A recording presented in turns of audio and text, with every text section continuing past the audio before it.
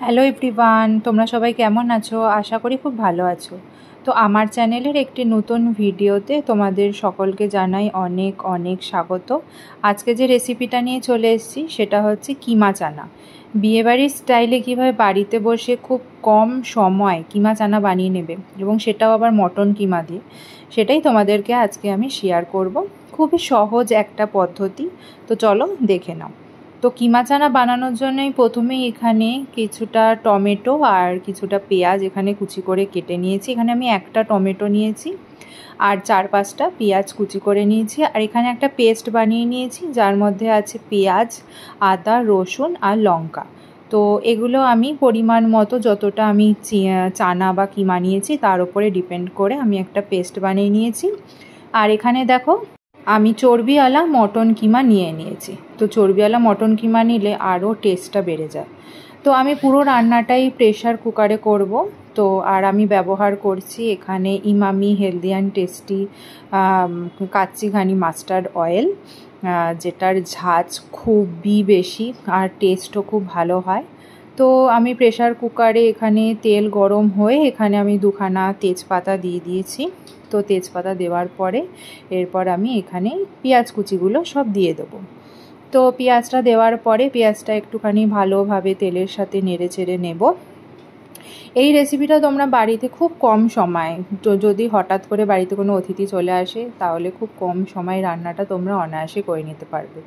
তো দেখো পেঁয়াজটা আমি কিছুক্ষণ তেলে ভাজার পরে এবার আমি যেটা পেঁয়াজ, আদা, রসুন, লঙ্কা পেস্ট করেছিলাম সেটা আমি এখানে দিয়ে দিলাম। তো এবার সবগুলো খুব ভালোভাবে নেড়ে চেড়ে নেওয়ার পরে এরপর দেখো আমি এখানে মটন কিমাটা দিয়ে দিয়েছি। তো মটন কিমাটা দিয়ে আমি একটুখানি নেড়ে চেড়ে নিলাম। তো নাড়াচাড়া করার পরে মটন দিয়েই কিছুটা তেলও বেরোয়, জলও বেরোয়, তাই দিয়েই কিছুটা ভাজা ভাজা হয়ে যায়। তো এরপর আমি এখানে দিয়ে দেবো স্বাদ মতো লবণ, যে যা নিজের পরিমাণ মতো লবণ দেবে। তো লবণ দেওয়ার পরে আবার কিছুটা আমি নেড়ে চেড়ে নেব। তো নাড়াচাড়ার পরে এরপর আমি এখানে দিয়ে দেব পরিমাণ মতো হলুদ গুঁড়ো। তো হলুদ গুঁড়োটাও যে যা নিজের পরিমাণ মতো দেবে, হলুদ গুঁড়ো বেশি ব্যবহার না করলেই ভালো। আর এরপর আমি এখানে দিয়ে দেবো কাশ্মীরি রেড চিলি পাউডার, যেটা রং হওয়ার জন্য সাহায্য করবে। তো কাশ্মীরি রেড চিলি পাউডারটা দেওয়ার পরে এরপর আমি সমস্ত উপকরণ খুব ভালোভাবে নেড়েচেড়ে নিয়ে এখানে দিয়ে দিচ্ছি কুকমির জিরা পাউডার। এবার সমস্ত উপকরণ আবারও খুব ভালোভাবে নেড়েচেড়ে নিয়েছি। এবার দেখো আমার তেল বেরোনো শুরু করে দিয়েছে মশলা দিয়ে। তো বেরোনোর পরে এরপর আমি এখানে দিয়ে দিলাম কিছুটা গরম মশলা আর দিয়ে দিচ্ছি সানরাইজের চানা পাউডার। এই চানা পাউডার যে কোনো তোমরা দোকানে, মুদিখানার দোকানেই পেয়ে যাবে।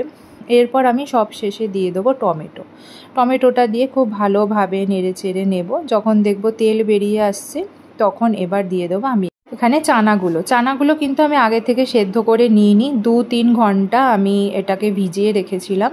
সেই ভেজানো চানাগুলোই আমি এর মধ্যে দিয়ে একবারেই সব কিমা এবং চানা সব একসাথেই আমি সেদ্ধ করব। তো দেখো আমি সমস্ত এখানে আমি 250 মতো চানা নিয়েছি আর 250 মতো কিমা নিয়েছি। তো সব চানাটাই আমি আগে থেকে 2-3 ঘন্টা আগে ঠান্ডা জলে ভিজিয়ে রেখেছিলাম। আর এরপর দেখো সাইডে আমি এখানে গরম জল হতে দিয়েছি। রান্নাতে আমি বলেছি রান্নায় সবসময় গরম জল ব্যবহার করবে, তাতে স্বাদ গুণ সবই বজায় থাকে। এরপর দেখো গরম জলটা আমি পরিমাণ মতো এর মধ্যে দিয়ে দিলাম। তারপরে 2খানা সিটি দিয়ে নিয়েছি। 2খানা সিটি দেওয়ার পরে কম আঁচে 10 মিনিট এটাকে রান্না করে দেওয়ার পরেই দেখো পুরো রেডি। এরপর আমি কিছুটা কাসুরি মেথি ব্যবহার করেছি, তোমরা চাইলে ধনেপাতাও ব্যবহার করতে পারো। তো আজকের মতো এ পর্যন্তই আমার রেডি কিমা চানা।